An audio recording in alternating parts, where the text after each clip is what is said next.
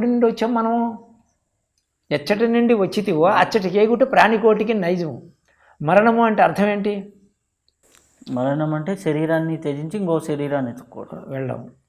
ఈ వస్త్రాన్ని ఎలాగైతే స్నానం చేసినప్పుడు తీసేస్తామో అదేవిధంగా మరణము అంటే చనిపోవడం అని అర్థం. చనిపోవడం అంటే వెళ్ళిపోవడం అని అర్థం. చనిపోయాడని అంటారు. చనిపోయాడని అంటారు. చనిపోయాడంటే అర్థం ఏంటి? వెళ్ళిపోయాడని అర్థం. ఎక్కడికి వెళ్ళిపోయాడు? ఆత్మకు చావు పుట్టుకులు లేవు, దేహమా పోతుంది, చొక్కా చిరిగిపోయింది, మరి చొక్కా వేసుకుంటాం. మరణం అంటే ఏమిటి? ఈ కాంతి ఎక్కడి నుండి వచ్చింది? లైట్ నుంచి వచ్చింది. లైట్ నుండి వచ్చింది. లైట్ నుండి వచ్చింది. ఈ బాడీలోంచి వచ్చిందే, లోపల ఉన్నటువంటి బ్యాటరీలోంచి వచ్చిందే? బ్యాటరీలోంచి ఎనర్జీ రాబట్టి వచ్చింది. అయితే ఈ బ్యాటరీలో అలాగే మనకు స్థూల శరీరము, సూక్ష్మ శరీరము, కారణ శరీరము అని 3 తొడుగులు ఉన్నాయి. స్థూల సూక్ష్మ కారణాంతర కేళనం విశ్వతైజస ప్రాగ్శేష అంతరాత్మ నిజాంశకం అని చెప్పి శంకరాచార్యుల వారు చెప్తారు. అలాగే స్థూల శరీరము, సూక్ష్మ శరీరము, కారణ శరీరం దాటి మహాకారణమైనటువంటిది మనము, అదే పరమాత్మ. అహం బ్రహ్మాస్మి అన్న వాక్యానికి తెలియాలంటే మనం తుర్యంలోకి వెళ్ళాలి. ఇప్పుడు ఈ కాంతి లోపల బ్యాటరీలోంచి వచ్చింది, కాంతి కనిపిస్తుంది. మనం అలాగే మన లోపల నుండి చైతన్యం వస్తుంది, ప్రకృతిని చూస్తున్నాం. అది గో బ్యాక్ లోపలికి వచ్చేసింది. ఇప్పుడు ఎక్కడుంది? అది లోపలే ఉంది. ఇప్పుడు చావు ఎక్కడుంది? లేదు. మరి చచ్చిపోతున్నాం అంటున్నాం. శరీరాన్ని త్యజిస్తాం. లోపలికి వెళ్ళడం తెలియదు, ఇన్సైడ్ నుండి అవుట్ సైడ్కి వచ్చాడు. ఇప్పుడు ఈ సృష్టి అంతా కూడా మీకు లోపల కలిగి బయట కలుగుతుందా, బయట కలిగి లోపల కలుగుతుంది? శంకరాచార్య వారు చెప్తారు, యదానంద రూపం ప్రకాశస్వరూపం నిరస్త ప్రపంచం పరిచ్ఛేద శూన్యం అహం బ్రహ్మ వృత్తైక గమ్యం తురీయం సదానంద రూపం శివోహం శివోహం శివోహం అంటుంటారు. అక్కడికి వెళ్ళేటప్పుడే మనకు ఆ బ్రహ్మానందం అంటే ఏమిటో తెలియబడుతుంది. ఇంతవరకు కూడా విషయానందంలోనే మనం ఉండిపోతున్నాం. ఇప్పుడు ఎలాగైతే బ్యాటరీలోంచి కాంతి వస్తుందో ఆ కాంతి వచ్చి బయట శబ్దస్పర్శ రూపరసగంధం అనేటువంటి జ్ఞానేంద్రియ పంచకం ద్వారా, కర్మేంద్రియం పంచకం ద్వారా అవుట్ సైడ్ని తిరుగుతున్నాం. ఇన్సైడ్కి వెళ్ళే మార్గం తెలవలేదు. ఎంతసేపు పుస్తకాలు చదవడం, పూజలు చేయడం, అది దేవుడు ఇది దేవుడు, షిరిడి బాబా దేవుడు, వెంకటరమణమూర్తి దేవుడు, రాముడు దేవుడు, కృష్ణుడు దేవుడు. మన బుర్ర వాళ్ళకి తాకట్టు పెట్టకూడదు. వాళ్ళు యథార్థం చెప్పారు. నీకు బుర్ర ఉంటే నువ్వు కూడా ప్రయోగం చేసుకో, వాళ్ళంతటి వాడుగా. ఎందుకు కాలేవు? మీ తాత గొప్పవాడు, ఆయనకు కొన్ని కోట్లు ఖర్చు పెట్టి పెద్ద గుడి కట్టించావు. మా తాతగారు గొప్పవాడు, రాముడు, రామ అని పేరుంది, రామరామ అంటే నీకు మోక్షం వచ్చేస్తుందా? లేకపోతే మీ తాతగారు ఏం చేశారో, ఏం చెప్పారో అది చేస్తే అవుతుంది. అది చేస్తే అవుతుంది. అది చేయటం లేదు ఇప్పుడు జనాలు. అర్థమైంది కదా? రాముడు గొప్పవాడు, రామ రామ రామ అని భజన చేస్తారు, బయట భజన చేస్తారు, కానీ లోపల భజన మాత్రం ఎవరు చేయరు. రాముడు ఏం చేశాడు? రామన్న పదానికి అర్థం ఏంటి? రకారం బ్రహ్మస్వరూపం, మకారం విష్ణు స్వరూపం, శక్తి స్వరూపం. ఇక్కడ ఉన్నటువంటి శక్తిని ఇక్కడ ఉన్నటువంటి రాముడితో రమింపజేయాల. రామ రకారం బ్రహ్మస్వరూపం, మకారం శక్తి స్వరూపం. ఇక్కడ శక్తి ఉంది, సీత ఉంది, ఇక్కడ రాముడు ఉన్నాడు. ఈ సీతను తీసుకొచ్చి రాముడితో రమింపజేయాల. అది రామనామ వరాననే అంటారు కదా. రామ మనోరమే సహస్రనామ తత్తుల్యం రామ అని మనోరమే అన్నారు. మనసులో రమించమన్నారా, లేకపోతే రామరామ నోటితో రామన్నారు? ఇక్కడ మనసులో రమించి విద్యే సిద్ధ విద్య. ఇక్కడ ఉన్న శక్తిని ఇక్కడ ఉన్నటువంటి శివుడితో ఐక్యం చేయాలి. ఇక్కడ ఉన్న కృష్ణుడితో, ఇక్కడ ఉన్న రాధాదేవిని. రాధ అంటే అర్థం ఏంటి? దా తీసుకొచ్చి ముందు పెట్టి చదువు. ధారా. దా ముందుకు పెడితే ధారా. యోగి వేమన చెప్తాడు, ధారణాది యోగ ధారిరింగిని యోగి. ధారణ యోగం ఎవరికైతే తెలుస్తుందో ఆ మార్గం తెలిసిన యోగి, అదే సిద్ధ విద్య. మేరు వంతు చేరు మేను మరసి అంటే తుర్యాతీతంలోకి వెళ్ళిపోతాడు. ఇది మర్చిపోతాడు, ఇది నేను కాదు అనే వాడికి తెలుసు. ఎందుకంటే చైతన్యాన్ని తీసుకుంటాడు, కూటస్థ చైతన్యంలో తీసుకుంటాడు, దాని ఉత్పత్తి స్థానాన్ని తీసుకుంటాడు. అందుకు ఏమని చెప్తున్నాడు, ధారణాది యోగ ధారిరింగిన యోగి మేరు వంతు చేరు మేను మనసి తాను ఏనుడి తలపేమి లేక. దేవుడు, నేను, జీవుడు ఐక్యం ఇవేవి కూడా ఆయనకో ఉండదు. అవధూత స్థాయికి ఎదిగేస్తాడు. అందుచేత ధారణ యోగం చేయాలి. ధారణ యోగం అంటే ఎలా చేయాలి? తైలధార అవిచ్ఛిన్నం. తైలం పోస్తూ ఉంటే కంటిన్యూషన్ ధార ఎలాగ వస్తుందో, దీర్ఘగంట నినాదవత్తు. మనం గుడికి వెళ్ళాము, ఇలా గంట ఎలా కొట్టాం, జమ్ము అని నినాదం వస్తుంది. అట్లా దీర్ఘకంఠ నినాదవత అవాస్యం ప్రణవసగ్రం. ఈ ప్రాణాన్ని తుర్యంలోనికి తీసుకువెళ్ళి తుర్యాతీతము ఎవడైతే చేస్తాడో యస్తం వేత్త స వేదవేత్త, వాడు వేదవేత్త అని చెప్పారు. అంటే కానీ వేదాలు చదువుకుంటే చదువు కాదు, తెలుసుకుంటే తెలివి. వేదము అంటే తెలివి. తెలివి ఎక్కడుంది? లోపటే ఉంది. కాబట్టి ఆ తెలివిని తెలుసుకోవాలంటే జీవుడు ఎక్కడికి వెళ్ళాలి? ఆ తెలివి దగ్గరికి వెళ్ళాలి. తెలియజేసే తెలివి ఒకటి ఉంది, తెలుసుకునే తెలివి రెండు ఉంది. తెలుసుకుంటే తెలివి జీవుడు, తెలియజేసే తెలివి ఈశ్వరుడు. ఆ తెలివిలో మార్పు లేదు, ఈ తెలివిలో మార్పు ఉంది. అందుచేత ధారణ యోగం అన్నది సిద్ధ విద్య. సిద్ధ విద్య అన్న ధారణ యోగం అన్న ఒకటే. అందుకు స్వామి ఏమంటున్నాడు శంకర్ల వారు, తురియం యదానంద రూపం. నీవు ఉన్నది ఉన్నట్టుగా ఆ ఆనందాన్ని తెలుసుకోవాలంటే తురియంలోకి వెళ్ళాలి. తురియంలోకి వెళ్ళాలంటే దేని ద్వారా ఇక్కడికి వచ్చాడు? సుషుప్తి అవస్థలోకి లోపల నుంచి వచ్చాడు. లోపల నుండి వచ్చాడు, బయట తెలుసుకుంటున్నాడు. లోపల తెలుసుకున్న తర్వాత కదా బయట తెలుసుకుంటున్నాడు. మీరు హైదరాబాదులో ఉండి ఇక్కడకు వచ్చారు, లోపల కలిగిన తర్వాతే కదా ఇక్కడికి వచ్చి ఇదంతా చేస్తున్నారు, ఈ సరంజంతాను. అక్కడ కలక్కంటే ఇక్కడ రాలేదు కదా, అంటే లోపల కలిగి బయట చేస్తున్నాం. అంటే ప్రపంచం ఎక్కడుంది? లోపలే ఉంది. అదే సుషుమ్నా నాడిలోనే ఉంది.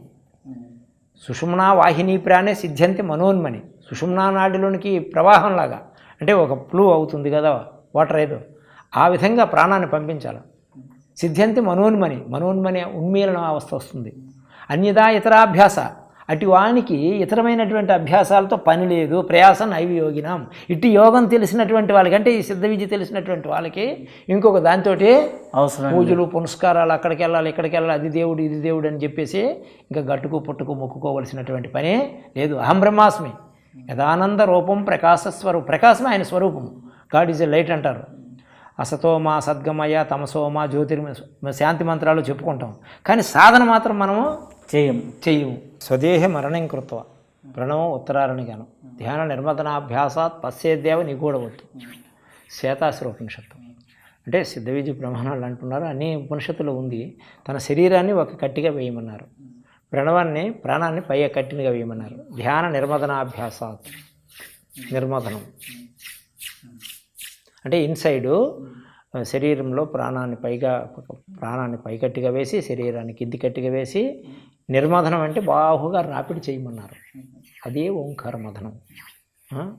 ఓంకార బిందు సంయుక్తం నిత్యం ధ్యాయంతి యోగిన. యోగులైనటువంటి వారు ఇంకోటి ఏం చేయరు, ఈ ఓంకారాన్నే మథనం చేస్తారు. ఓంకార బిందు సంయుక్తం, మనస్సులో ఏకీభవింపజేసి అట్టి మనస్సు చేత ఓంకారాన్ని జపిస్తుంటారు. నిత్యం ధ్యాయంతి యోగిన, నిత్యం కూడా యోగులు ఎలా చేస్తారంటే గచ్చని తిష్టని సదాకాలం నడుస్తూ కూర్చుంటూ పండుకుంటూ వేళలా కూడా చేస్తారు. అది జరుగుతూనే ఉంది, మనం మర్చిపోయాం. కానీ మనకు జపం జరుగుతుంది, అజపం, కానీ దాన్ని మనము మర్చిపోయాం. ఇప్పుడు గురువాక్యాయం సుషుమ్నాయాం విపరీతం. గురువు చెప్పాడు కదా, మళ్ళీ ఎదురుగా సుషుమ్నా నాడిలో తీసుకెళ్ళి జపిస్తున్నాం. అందుకు దీన్ని అజపము అన్నారు. ఈ జపం ఆగిపోతే ఏమవుతుంది? అవేర్నెస్ లేకుండా పోతుంది. అంటే ఇప్పుడు మరణము అంటే ఏంటి? అవుట్ సైడ్కి వచ్చేసాడు జీవుడు, నాశనం అయిపోతున్నాడు. మళ్ళీ ఇన్సైడ్కి గో బ్యాక్, పుట్టిన చోటుకి వెళ్ళిపో. నతస్య ప్రాణ వృత్కామంతి అత్రైవ సమవిలేయంతి. జ్ఞానికి ప్రాణం పుట్టిన చోటనే లయమైపోతుంది. దాన్ని మరణము అన్నాడు. మరణం అంటే తనతో స్వస్థానంలోకి వెళ్ళిపోయాడు. ఇప్పుడు అవుట్ సైడ్కి వచ్చాడు, నీ చూశాడు, మర్చిపోయాడు తనెవడు, మళ్ళీ ఇన్సైడ్కి వెళ్ళిపోయాడు. దీన్నే మరణం అంట అన్నారు. ఆత్మకు చావు పుట్టుకులు లేవు కదా, స్వామి చెప్పాడు కదా భగవద్గీతలో. నయనం చిందంతి శస్త్రాన్ని నయనం దహతి పావక. అగ్ని చేత దహింపబడదు, శస్త్రాలు ఛేదించలేవు అర్జున, అవినాశి ఆత్మ అని చెప్పారు కదా స్వామి. అందుచేత ఆత్మకు చావు పుట్టుకులు లేవు. అది అలా అని మనం తెలుసుకోలేదు కాబట్టి చనిపోయాము అని అంటున్నాం. చనిపోయాడంటే వెళ్ళిపోయాడంటే ఏదో ప్లేస్లో ఉంటాడు కదా. అది తాను ఎక్కడ పుట్టాడో అక్కడికి వెళ్ళిపోతాడు. అందుకు నతస్య ప్రాణ వృత్కామంతే అత్రైవ సమవిలీయంతే. జ్ఞానికి ప్రాణం పుట్టిన చోటునే లయం చేసేస్తాడు. దాన్నే జీవ సమాధి అని. అంటే బ్రతికి బట్టగట్టి ఉండగా తెలివిగా ఉండేటప్పుడే స్వామివారిలాగా, మా గురూజీలాగా, పరమహంస గారిలాగా వెళ్ళిపోతారు. ఇప్పుడు పరమహంస శివానంద గారు కూడా జీవ సమాధిని పొందారు. అది ఎలా? వారు వారం రోజుల్లో సూచించారు. అంటే 5 ఆశ్రమాలు పెట్టారు కదా, ఏ ఆశ్రమంలో కూడా నాదేనే ఉండలేదు వారు. ఆయన రియల్ యోగి. ఆశ్రమాలు స్థాపన చేసి మీరు ఎట్లా జీవించండి, నేను వారిని మందులు ఏవో తయారు చేసుకొని వాటి వల్ల వచ్చినటువంటి దానివల్ల మీ శరీర పోషణ చేసుకోండి, ఎవరిని ఏం అడగండి, వచ్చిన దానితో మీరు చేసుకోండి, జీవితం అని చెప్పారు. అట్లాగే వాళ్ళు చేసుకొని జీవిస్తున్నారు. స్వామి ఏమో 5 ఆశ్రమాలు విడిచిపెట్టేశారు. ఏ ఆశ్రమంలో కూడా నాదని అంటిపెట్టుకుండలేదు. చూసారా స్వామి ఎట్లా సీన్ చూపించారు. ఇంత కష్టపడ్డారు. ఒక్కొక్క ఆశ్రమం 70-80 ఎకరాల పరిధిలో ఉంటాయి. బడగర ఆశ్రమం అయితే 100 ఎకరాలు, అది 25-20 ఎకరాలు రోడ్డుకో దేనికో ఏవో ఖర్చులు అయిపోయినాయంట. పోగా ఇప్పుడు 70-80 ఎకరాలు ఉంటుంది. అట్లా ప్రతి ఆశ్రమం కూడా కాయన్న ఆశ్రమం కానీ ఇయ్యూరు ఆశ్రమం కానీ చాలా పెద్ద 70-60 ఎకరాల్లో సుమారుగా ఉంటాయి. ప్రతి ఆశ్రమం బాగానే ఉంటాయి. పెద్ద చెట్లతోటి పరవృక్షాలతోటి అన్ని మందులు కూడా వేస్తారు. చాలా చక్కగా ఉంటాయి చూడడానికి. చివరికి వారు ఎక్కడ? వారు పళనిలో ఒక భక్తుడు ఇంటికి వెళ్ళి అక్కడ ఒక రూమ్ ఉంటే ఆ రూమ్లో కూర్చొని వారం రోజులు సూచించారట, నేను సమాధిని పొందుతున్నానని. స్వామి మీకు లక్షలాది మంది అంటే 6,50,000 మంది శిష్యులు ఉన్నారంట ఆయనకు. నాకెవరున్నారు? 2-3 ఉన్నారు అన్నారంట. అంటే ఈ 2-3 నిత్యానంద స్వామి వారు, మా గురువు గారు రామానంద పరమహంస, ఎవరు భాస్కరానంద, ఎవరో ఇంకొక ఆయన పేరు, 2-3 పేర్లు చెప్పారంట. తతిమౌలందరూ ఏంటంటే మార్గంలో ఉన్నారు. వీళ్ళు 3 కూడా రీచ్ అయ్యారు. అందుకు వాళ్ళ 3 పేర్లు సూచించారు. ఎందుకంటే గురువు శిష్యుడు అగును, శిష్యుడు గురువు అగును, గురు శిష్యులు గురుతో ఒకటవును. ఒకప్పుడు శిష్యుడే గురువు అవుతాడు, మరి ఆ గురువు శిష్యుడు అవుతాడు. ముందు ఒక గురువుకి శిష్యుడుగానే ఉంటాడు, తర్వాత వాడు గురువు అవుతాడు. విషయం తెలుసుకున్న తర్వాత గురు శిష్యులు గురుతో ఒకటవును. అప్పుడు గురువు వేరు శిష్యుడు వేరు కాదు, వాళ్ళిద్దరూ ఒకదానికే ఏకీభవిస్తారు, ఒకే పంథాలోనే ఉంటారు. అప్పుడు గురువు వేరు శిష్యుడు వేరు కాదు, ఉపాధులు వేరుగా ఉంటాయి. కానీ ఏదైతే సొంత చైతన్యం ఉందో అదే తానని ఇద్దరు తెలుసుకొని ఉంటారు. కాబట్టి ఈక్వల్ మైండ్, గురువు వేరు శిష్యుడు వేరు కాదు, అన్ఈక్వల్ ఉండదు, ఈక్వల్గా ఉంటారు. నీవు వేరు నేను వేరు అన్నటువంటి భావన వారికి ఉండదు. గురువు ఆత్మ, శిష్యో జీవ. గురువు ఆత్మస్వరూపుడు, శిష్యుడు జీవుడు. గురు శిష్యుడు జీవ సంపద గురుతరముగా కూర్చున్నప్పుడు గురువుగా వేమ అని అన్నారు. జీవుడిని బ్రహ్మంలో ఐక్యం చేసేటప్పుడు గురువు వేరు శిష్యుడు వేరు కాదు, ఇద్దరు గుర్తు ఒకటే. ఇక్కడ ఏంటంటే మనము ఒక చైతన్యం విషయంలో పనిచేస్తుంది. రాముడు కృష్ణుడు అది దేవుడు ఇది దేవుడు అంటే కుదరదు. ఎందుకు అంటే వాళ్ళు ఉపాధిని తీసుకొని వచ్చారు, ధర్మాన్ని చెప్పారు. ధర్మ సంస్థాపనార్థాయ సంభవామి యుగ యుగే. ధర్మ సంస్థాపన కొరకు అంటే ధర్మశబ్దానికంటే జ్ఞానాన్ని సమాజానికి నేర్పడం కొరకు ఒక ఉపాధిని తీసుకొని నేను పవిత్రాణాయ సాధునాం వినాయశేష దుష్కృతాం ధర్మ సంస్థాపనార్థాయ సంభవామి అని చెప్పారు. బాగానే ఉంది. నేను ప్రతి యుగంలో కూడా నేను ధర్మస్థాపన అంటే ధర్మశబ్దానికి అక్కడేంటి జ్ఞానమైన అర్థం. భగవద్గీతలో మొట్టమొదటి శ్లోకంలోనే ధర్మక్షేత్రే కురుక్షేత్రే అని అన్నారు. సమవేత యుత్స్వాం మాంకాం పాండవ శైవ కిం కుర్వత సంజయ అని ధృతరాష్ట్రుడు అడుగుతున్నాడు ఎవరిని? సంజయుడిని. మరి యుద్ధభూమిలోకి వెళ్ళేటప్పుడు ఏం చేస్తారు? యుద్ధమే చేయాలి. మరి ఎందుకు అడుగుతున్నాడు ధృతరాష్ట్రుడు? ఆయనకు సందేహం వచ్చింది. ధర్మశబ్దానికి జ్ఞానం ఉంటే కాంప్రమైజ్డ్ అయిపోతారు, కురు అంటే అజ్ఞానం ఉంటే వారు బిగిన్ అయిపోతుంది, యుద్ధం చేస్తారు. నా వాళ్ళు పాండవులు ఏం చేస్తున్నారు సంజయ అని అడుగుతున్నాడు. చేత మనము కూడా జ్ఞానం కలిగితే ఈ సంసారం అన్నటువంటి యుద్ధాన్ని విరమించు, దాంట్లో ఉంటూ కూడా దానికి అంటపడకుండా పోయే మహాత్ములు ఉంటారు. అంటే పడవ నీటిలో ఉండొచ్చు, నీరు మాత్రం పడవలోకి రాకూడదు. అట్లాగే సాధకుడు సంసారంలో ఉండొచ్చు. సప్తమహర్షులు కూడా భార్య పిల్లల సమేతంగానే ఉన్నారు. అందరూ సన్యాసులు అయిపోతే వాళ్ళకి అన్నం పెట్టేది ఎవరు? అందుచేతంటే ఎక్కడున్నవాడు అక్కడే బాగుపడడానికి ప్రయత్నం చేయాలి. సన్యాసం అంటే జ్ఞానం సన్యాసి లక్షణం. జ్ఞానాన్ని నేర్చుకోవడమే సన్యాసం. అంతేగాని డ్రెస్ మార్చేసుకొని నేను సన్యాసిని అని చెప్పేసి పనికిరాదు. సన్యాసించవచ్చు, తప్పులేదు. కాషాయ దండ మాత్రమే యతి పూజ్యం నశంస్య అని వ్యాసులు వారు చెప్పారు. కాషాయం కట్టుకొని దండము కట్టి పట్టుకొని ఉన్నటువంటి యతి ఎవరైతే ఉంటారో నశంస్య సందేహం లేకుండా పూజించని అంటారు. ఎవరిని? అటువంటి సన్యాసిని. ఈ కాషాయం అంటే ఏమిటి? నేను భగవంతుడి గురిని తప్పించాను, తపస్సు చేశాను, నాలో సత్వగుణం ఉంది, యోగాగ్ని చేత నాలో ఉన్నటువంటి అరిషడ్వర్గాల్ని కూడా జయించాను, శబ్దస్పరిశ రూపరసగంధం అన్నటువంటి జ్ఞానేంద్రియాలు కూడా జయించాను. కాబట్టి నా దగ్గరికి చేరినటువంటి వాళ్ళకి నా అంతటి వాడిని చేస్తానని జ్ఞానం అన్నటువంటి దండాన్ని పట్టుకొని ఈ కాషాయం అన్నటువంటి ఒక అలరు అగ్ని కలరు కదా, యోగాగ్ని చేత తనలోనే ఉన్నటువంటి కల్మషాలన్నీ కూడా భస్మీపట్టలం చేసుకున్నాడు. జ్ఞానం అన్నటువంటి దండం నా దగ్గర ఉంది అని చెప్పి నన్ను చేరినటువంటి వాళ్ళందరినీ కూడా నా అంతటి వాళ్ళని చేస్తానని సుమా అటువంటి వారిని పూజించమని చెప్తారు. ఎవరు? అయితే దండం అంటే ఏమిటి? మౌనం, యోగాసనం, యోగం, తితీక్ష, నిత్యమేకాంతశీలత, నిస్పృహత్వం, సహనం, సప్తైక ఏకదండినామని అన్నారు. వాళ్ళని ఏకదండి, దండి, త్రిదండి, మహాదండి అని అంటారే. అంటే క్వాలిఫైడ్. ఈ ఏకదండి అన్నటువంటి వారికి ఏం చేయాలి? మౌనంగా ఉండాలి నిరంతరం. యోగాసనం పైన కూర్చోవాలి. యోగం తెలియాల. యోగం తెలియకపోతే వాడు విషయం చెప్పలేడు. ఎందుకంటే యోగం తెలియాలా, శాస్త్రం తెలియాలా. ఆచార్యుడు లక్షణాలు చెప్తున్నారు అద్వైతారకోపనిషత్తులో. ఆచార్యుడు ఎట్లాంటి వాడంటే ఆచార్యో వేద సంపన్నో, శాస్త్ర మర్మాలు తెలిసి ఉండాలా, శాస్త్రం తెలియాలా. ప్రతి దానికి కూడా శాస్త్రం ప్రమాణం. ఇది చెయ్యాలి, ఇది చేయకూడదు అన్నదానికి శాస్త్రం ప్రమాణం. దానిచేత మన శాస్త్రం ప్రమాణం చెప్పాలా, యోగం తెలియాలా. ఆచార్యుడికి వేద సంపన్నో విష్ణుభక్తి విమత్సరః. ఇక్కడ యోగం అంటే ఏమిటి? అంటే ప్రాణాపానయోరైక్యం. ఏదైతే అపాన ప్రాణం ఐక్యం చేయటం ఉందో, ఆ కలిపేది ఉందో అది యోగం. మరి ప్రాణాపాన సమాయుక్తం యోగం అన్నారు. ప్రాణాపాన సమాయుక్త అని అన్నారు. ప్రాణాన్ని అపానాన్ని సమంగా లాగి మదనం చేయాలి. చేసేటప్పుడు ఏమంటే అపానం తగ్గిపోతుంది. కాబట్టి ప్రాణాపానయోరైక్యం, ఏదైతే అపానం ఏదైతే అపాన ప్రాణం ఐక్యం చేసేది ఉందో అది యోగం అన్నారు. స్వరజో రేతస్సు వస్తుంది. రేతస్సు రజస్సు. ఇక్కడ ఉన్నదేంటి? రజస్సు, శ్రీబీజము. ఇక్కడ ఉన్నదేంటి? రేతస్సు. ఇక్కడ పురుష బీజం ఉంది. భ్రువోర్ మధ్య శశిస్థానం శతం శుక్రము. ఇక్కడ శుక్రం ఉంది. భ్రువోర్ మధ్య శశిస్థానం. ఇది చంద్రుడు ఉన్నాడు. మనస్సుకు అధిపతి చంద్రుడు. కాబట్టి చంద్రమా మానసో జాతః. చంద్రుడిలోంచి మనస్సు వచ్చింది. కాబట్టి మనసును మరల అక్కడ ఏం చేయాలి? అక్కడ స్థాపన చేయాలి. స్థాపన చేస్తే అప్పుడు నీకు ఏదే విషయమో తెలుస్తుంది. అందుకు రజస్సు రజస్సు, స్త్రీబీజము పురుషబీజము, ఆ రెండు కలపాలి. స్వరజో రేతస్సు వస్తుంది. సూర్యచంద్రమసౌర్యోగో హృదయస్థానే దివాకర భ్రువోర్ మధ్య వశేశ్చంద్ర. ఇక్కడ చంద్రుడు ఉన్నాడు, ఇక్కడ దివాకరుడు సూర్యుడు ఉన్నాడు. జీవాత్మ పరమాత్మను, ఇది జీవస్థానము, ఇది శివస్థానము. ద్వయోరైక్యం పరబ్రహ్మం. రెండుగా ఏవైతే ఉన్నాయో ఆ రెండింటిని ఐక్యం చేయడమే యోగము అని చెప్పారు. అయితే ఎన్ని యోగాలు ఉన్నాయండి ఇక్కడ? ఒకటే. మరి ఒకటి ఉంటే ఎన్ని యోగాలు అంటున్నారు? 18 యోగాలు అంటారు భగవద్గీతలు, ఎన్నో యోగాలు అంటారు. మరి ఏం చెప్పాలి? యోగం అన్నది కలయిక, జీవ బ్రహ్మములు ఐక్యము చేయుట.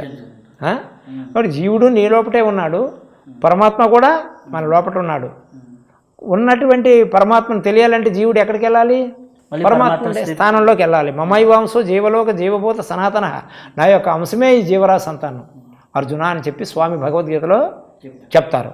కాబట్టి తన అంశైనటువంటి జీవాత్మ పరమాత్మను తెలుసుకోగలదు. జడమయమైనటువంటి ఇంద్రియాలు చైతన్య స్వరూపుడైనటువంటి భగవంతుడిని తెలుసుకోలేవు, తెలియబడదు.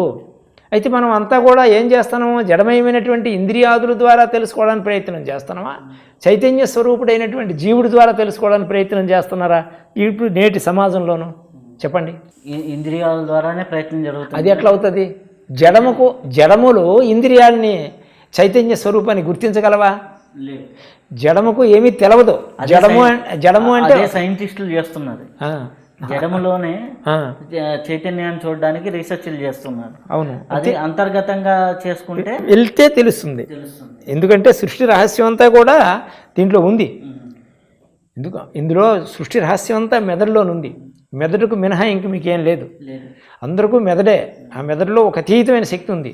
దాన్ని ఏమన్నారంటే మహర్షులు చైతన్యము అన్నారు. విశ్వ చైతన్యము, విరాట్ స్వరూపము. అనేకమైనటువంటి కక్షల్లోనూ దాన్ని చెప్తారు. సర్వాంతర్యామి, అంతర్యామి, అనేక పేర్లు పెట్టి పరమాత్మ అని చెప్పారు. చైతన్యం వినా కించిత్ నాస్తి సాక్షాత్కార అనుభవ జ్ఞానం. జ్ఞానం నానాకల్పిత జ్ఞానం, అజ్ఞానం అభేద దర్శనం జ్ఞానం అన్నారు. చూసారా? జ్ఞానం అంటే ఏమిటి? పుస్తకాలు చదువుకోవడం కాదు. ఒక్క చైతన్యం ఉంది, దానికి మినహా కించెత్తు కూడా లేదు అని. ఇది సాక్షాత్కార అనుభవం కావాలట. అదే ఆత్మసాక్షాత్కారం అని అన్నారు. ఇక ఆత్మసాక్షాత్కారం కలిగిందని ఎవరైనా అడగొచ్చు. ఈ విధంగా అనుభూతిని చెందాలి వాడు.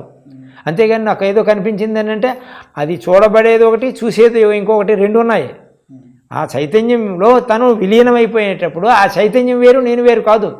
కాబట్టి దానికి చెప్పడానికి ఇంకొకరు లేరు. చైతన్యం వినా కించిత్ నాస్తి సాక్షాత్కార అనుభవ జ్ఞానం. అది సాక్షాత్కారం ఎవరికైతే ఆ చైతన్యం సాక్షాత్కారం అవుతుందో అది అనుభవ జ్ఞానం అంట. నానాకల్పిత జ్ఞానము అజ్ఞానం, అభేద దర్శనము జ్ఞానం. అంటే భేదం లేకుండా చూడటమే జ్ఞానము అని చెప్పారు. అయితే ఉత్తర గీత యోగం గురించి చెప్పబడింది. అలాగే గర్భగీత అనేసి ఫైనల్గా చెప్పండి. జ్ఞానం గురించి చెప్పండి. ఆ గర్భగీతలో ఉన్నటువంటి సిద్ధయోగ వృత్తాంతాన్ని సిద్ధయోగం అంటే చెయ్యగా వచ్చినటువంటి జ్ఞానం, యోగేన రహితము జ్ఞానం, జ్ఞానం రహితమైంది, జ్ఞానం గురించి ప్రస్థానం చేస్తారు. గర్భగీత వచ్చిన సందర్భం ఏంటి? గర్భగీత అంటే కృష్ణుడు 3 గీతలు చెప్తాడు అర్జునుడికి. ఒకటి యుద్ధ భూమిలో చెప్పేది అందరికీ తెలిసేది భగవద్గీత. ఈ భగవద్గీతలో చెప్పినటువంటి ప్రస్తావనని రాజ్యభారం చేత కొన్నాళ్లకు మర్చిపోయి సంసారంలో పడి కృష్ణ ఏకాంతంగా కూర్చుంటాడు. ఇప్పుడు మన నిరువురు ఎలాగైతే కూర్చున్నామో అలాగే రహస్య స్థలంలో ఇద్దరు కూర్చొని కృష్ణ ఆ రోజు నాకు జ్ఞానాన్ని గురించి ప్రస్తావన చేశారు, నాకు అది మర్చిపోయాను రాజ్యభారం చేత. మరి రాజులు కదా, రాజ్యభారం ఎక్కువగా కార్యకలాపాలు ఉంటాయి కదా, మరిచితిని అని సీక్రెట్ గురు శిష్యుడు సంభాషణ సంక్షిప్తంగా చెప్పండి అని చెప్పి ప్రాధాయపడి అడుగుతాడు. ఎవరు? అర్జునుడు. అప్పుడు ఉత్తరగీత అంటే మొదటిసారిగా చెప్పేది భగవద్గీత, ఉత్తరగీత అంటే రెండోసారి చెప్పబడ్డది కాబట్టి ఉత్తరగీత. అది గురు శిష్యుల గుహ్య సంభాషణ. అలాగే గర్భగీత అన్నటువంటిది జ్ఞానాన్ని, యోగం చెయ్యంగా వచ్చినటువంటి జ్ఞానాన్ని గురించి ప్రస్తావన చేస్తారు. కోటి యజ్ఞం కృతం చైవ, కోటి దానంచి గురికాంచనం, ఆత్మతత్వం వినా నాస్తి ముక్తిర్నాస్తి గురుర్వినా అని అంటారు గర్భగీతలో. నువ్వు కోటి యజ్ఞాలు చేయు అర్జున, చక్రవర్తి అని కోటి యజ్ఞాలు చేసినప్పటికీ కూడా కోటి దానంచి గిరికాంచనం, కోట్లు కొన్నది కొండలంత బంగారం నెట్లు కట్టేసి దానం చేసినప్పటికీ కూడా ముక్తిర్నాస్తి గురుర్వినా అంటారు. గురువు లేకపోతే నీకు ముక్తి లేదు, మోక్షం లేదంటారు.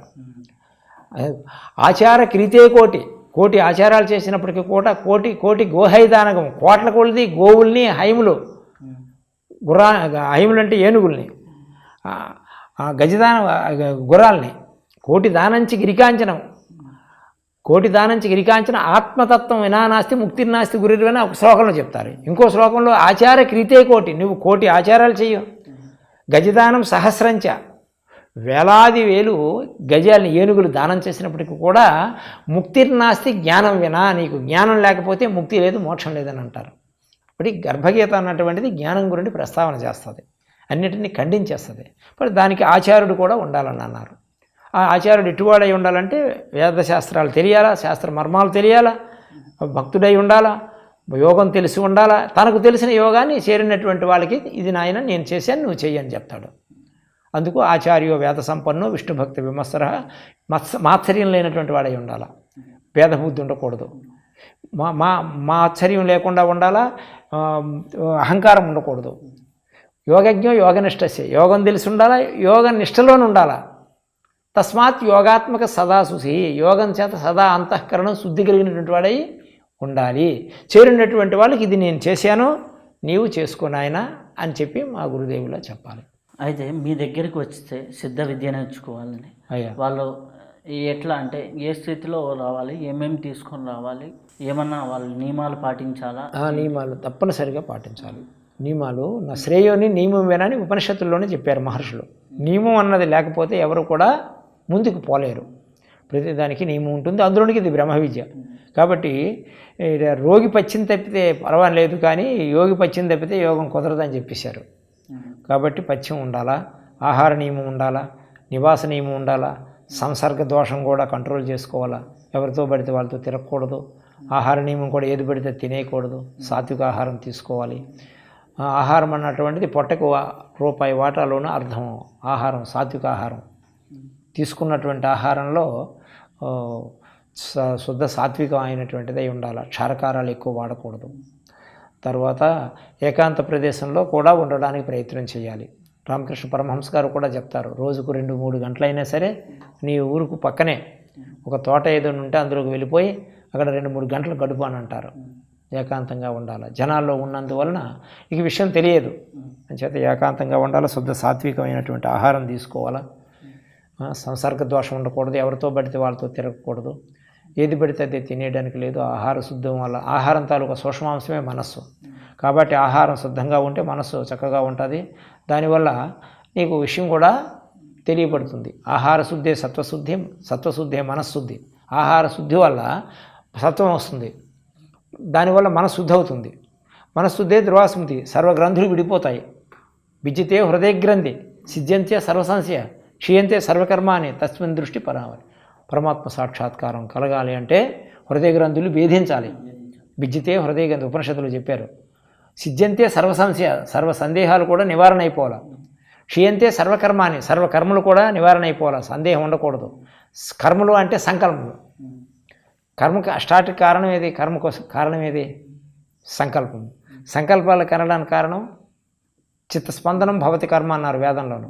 చిత్తం చెలించిందంటే సంకల్పం వచ్చింది. సంకల్పం వల్ల కర్మను స్టార్ట్ చేస్తున్నాం. ఇప్పుడు మనం ఈ క్రియ చేయడానికి కారణం ఏంటి? సంకల్పమే. సంకల్పానికి కారణం చెలే వాతే చెలే బిందు. మరలా ఎక్కడికి వచ్చినా సరే మనసు దగ్గరికి వస్తున్నారు. వాయువు చెలిస్తుంది, మనసు ఏర్పడ్డది. ఆ మనసు ఇంకా కార్యకలాపాల్లోనూ మగ్నం అవుతుంది. అందుచేత అది శుద్ధ మనస్సు, మలిన మనసు అని రెండు ఉంటాయి. ఇప్పుడు శుద్ధ మనసు ఉన్నటువంటి వాళ్ళే ఈ సత్వగుణం ఉంటుంది. సత్వగుణం వల్ల శుద్ధమైన ఆహారం తీసుకోగలుగుతారు. దైవం అంటే ఏమిటో తెలుసుకోవడానికి ప్రయత్నం చేస్తారు. దైవ ప్రకృతిని ఆశ్రయిస్తారు. భగవద్గీతలో స్వామి చెప్తారు, ద్వో భూతవర్గో లోకే అస్మిన్ దైవ ఆసురేయవస మహాత్మాన మాన్పార్థ దైవ ప్రకృతి ఆశ్రిత భజంత అనన్య మనసో జాత్వ భూతాదిమవ్యయం. అర్జున, 2 భూతవర్గులు ఇక్కడ ఉన్నాయి. అంటే 2 భూతవర్గులు అంటే దైవీ సంపత్తు, అసురీ సంపత్తు. ఆసురీయోని మాపన్న మూడా జన్మని. ఈ అసురీ సంపద ఏమవుతారు? తినరా తాగరా ఎందుకు వచ్చింది శరీరము? తినడానికి వచ్చింది, కట్టడానికి వచ్చింది, తాగడానికి వచ్చింది, అనుభవించడానికి వచ్చింది. వాళ్ళకేం తెలవదని అంటారు అసురీ ప్రవృత్తి ఉన్నవాళ్ళు. వాళ్ళకేం తెలవదు, వాళ్ళంతా కూడా పనికిరారన్నటువంటి వాళ్ళు అనగా వాళ్ళు భావిస్తారు అసురీ సంపత్తి ఉన్నవాళ్ళు. దైవీ సంపత్తి ఏంటి? భయపడి అణిగి మణిగి ఉంటారు. అయ్యో ఏదో ఒక శక్తి విశ్వంలో పనిచేస్తుంది కాబట్టి దానికి భయపడి అణిగి మణిగి పద్ధతిగా ఉంటారు. దైవీ సంపత్తి ఉన్నటువంటి వాళ్ళు అభయం సత్వ సంశుద్ధి. అభయంగా అంటే భయం లేకుండా ఉంటారు, సత్వగుణం కలిగి ఉంటారు. భగవంతుడు అంటే భయపడి ఉంటారు. ఎందుకంటే భగవంతుడికి భయపడే పంచభూతాలు కూడా, గ్రహగోళ నక్షత్రాలు కూడా పనిచేస్తున్నాయి. అంటే వీటిని నియంత్రించినటువంటి వాడు ఎవడో ఒకడు ఉండాలి, అక్కర్లేదా? పంచభూతాల్ని, గ్రహాల్ని, గోళాలని కూడా నియంత్రించిన వాడు ఒక యజమాని ఉండాలి, అక్కర్లేదా? మరి వీటిని సృష్టించినటువంటి వాడు ఒకడు ఉండాలి, అక్కర్లేదా? కొంతమంది భగవంతుడు లేడంటారు. మరి భగవంతుడు లేకపోతే ఇవన్నీ ఎట్లా అయినాయి? భగవంతుడు అన్నాడు ఉండడం చేతనే ఇదంతా ఉత్పత్తి అయింది, సృష్టి జరిగింది, స్థితి కలిగి ఉంది, మరలా లయమైపోతుంది. అంటే భగవంతుడు తను మాయను ఉపాధిగా తీసుకొని ఈ జగన్నాటకాన్ని మనదని ఆయన పని చేయించుకుంటున్నాడు. భగవంతుడు సర్వజ్ఞుడు, మనము కించిజ్ఞుడు అంటే కొంచెం జ్ఞానం ఉన్న వాళ్ళమే. మనం రజ్జు సర్ప భ్రాంతిలో ఉన్నాము, త్రాటిలో పామును చూస్తున్నాము. అది త్రాడని ఆయన తెలియటం లేదు. ఉన్నది ఆత్మ, పరమాత్మ స్వరూపమైనప్పటికీ కూడా మన స్వరూపము కూడా అదే ఉంది. మమాత్మ సర్వభూతాత్మ, నాయాత్మే సర్వభూతాల్లో కూడా ఉంది అని అలా తెలియలేక ఇంకెక్కడో భగవంతుడు ఉన్నాడని చెప్పేసి ప్రయత్నం చేస్తున్నారు. స్వామి భగవద్గీతలో ఏం చెప్పారు? ఈశ్వర సర్వభూతానం, సర్వభూతాల్లోనూ ఉన్నాడు. హృదయ సజ్జున తిష్టతి భ్రామ్యాన్ని యంత్రారూఢాని మాయ. యంత్రగాడు బొమ్మలు నాడించేటట్టు తన నిజమైనటువంటి శక్తి చేత ఈ యంత్రాలన్నింటినీ కూడా ఆడిస్తున్నాడు. అది మన ఆట అనుకుంటున్నాం, కానీ ఆయనలోని ఇది జరుగుతుందని మాత్రం అతను వేరు మనం వేరు అని అనుకుంటున్నాం. ఆయనలోని ఇవన్నీ జరుగుతున్నాయి. తన మాయను ఉపాధిగా తీసుకొని ఈ జగన్నాటకాన్ని జరిపిస్తాం. మీ దగ్గరకు వచ్చిన వారికి ఉచితంగా విద్య నేర్పిస్తారు? ఉచితంగానే చెప్తాము. స్వామి చెప్పిన నియమాలు, అది గురుకట్నం. గురువుకి ఇవ్వవలసినటువంటి కట్నం ఏంటంటే దుర్వ్యసనాలు. అది తాగేది, పొగ తీసేది, గుట్కాలు, కైనాలు, కిల్లీలు, బ్యాడ్ హ్యాబిట్స్ ఏమైనా ఉంటాయి కదా, మాంసభక్షణలో ఇట్లా గుడ్లు ఇట్లాంటివి తినకూడదు అని చెప్పి స్వామి నియమాలు పెట్టారు. అట్లా నియమంగా ఉన్నటువంటి వాళ్ళకే ఇవ్వండి అని చెప్పి స్వామి ఆదేశించారు. వారు చెప్పిన ప్రకారంగా మేము చెప్తుంటాం. అది గురుకట్నం. అంటే ఎవరైనా మాంసాహారులు ఉంటే ఇది ఇవ్వరు, ఇవ్వము. కానీ వాళ్ళకు ఇంకేవైనా వేరే ప్రక్రియలు చెప్తాం, కానీ ఇది సిద్ధ విద్యను మాత్రం చెప్పరు. అది చెప్తాం, రహస్యమైనటువంటి. వేమన్న ఒక పద్యం చెప్తాడు, వేద విద్యలలో వేశ్యల వంటివి భ్రమలు పెట్టి తేట పడగ నీవు, గుప్త విద్య ఒకటి కులకాంత వంటిది విశ్వదాభిరామ వినురువేమన అన్నారు. అది పదం వాడించారు ఆయన. నేమించి ఆ భ్రమల్లో పెడతాయి, అలా చెయ్యు, ఆ దేవతను చెయ్యు, అది ఆరాధన చెయ్యు, ఇది నీకు అట్లా అవుతుంది ఇట్లా అవుతుంది అని చెప్పేసి భ్రమల్లో పెడతాయి లేదా? అంచేత గుప్త విద్య ఒకటి కులకాంత వంటిది అంటాడు ఆయన. ఆ గుప్త విద్య అన్నదే సిద్ధ విద్య.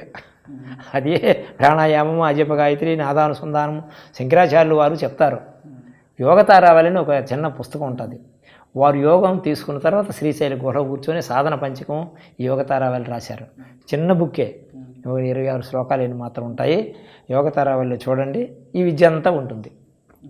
జగద్గురు ఆదిశంకరుల వారే రాశారు యోగతారావళిని.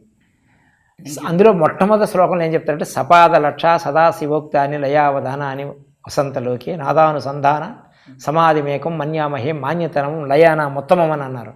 1,25,000 యోగ మార్గాలు భగవంతుని చేరుకోవడానికి ఉన్నాయని అన్నారు.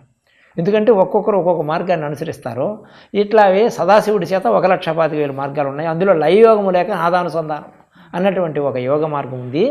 అది లయ యోగం అని అంటారు. అది 1,25,000 మార్గాల్లో కూడా ఉత్తమమైనటువంటిదే అని చెప్పి శంకరాచార్యులు వారు చెప్తారు. ఓ నాదానుసంధానమా, నా ఈ మనస్సును పరమాత్మలో విలీనం చేసావని నాదానుసంధానానికి నమస్కారం చేస్తారు శంకరులు వారు. యోగతారావల్లో ఈ సూత్రాలన్నీ కూడా ప్రాణాయామం గురుండి, సిద్ధ విద్య అన్న ప్రాణాయామం దాని గురించి బాగా చక్కగా రాశారు. నాదాలు వింటాడు యోగి, చిత్తకళలు దర్శిస్తాడు, ఇవన్నీ దాటిపోతాడు. ఒక నాదం కంటిన్యూ అవుతుంటుంది. నాదానుసంధాన సమాధి ఏకం అంటే ఆ నాదం వేరు. ఆ నాదం తన శిరస్సులో మనస్సుతో వినాలి. అది బయట చెవులతో వినేది కాదు. ఈ నాదాలన్నీ వచ్చి పోతాయి, ఒక నాదం కంటిన్యూ అవుతుంటుంది. అప్పుడు సమాధి దొరుకుతుంది. సమాధి అంటే బుద్ధి, సమా అంటే అలా ఈక్వల్ అన్నటువంటి భావన తనలోనూ వస్తుంది. పెంపొందించి చివరికి సత్వగుణం ఈ సిద్ధ విద్య ద్వారా రావటం అనేది జరుగుతుంది. సమాధిని పొందుతాడు. Thank you Swamiji.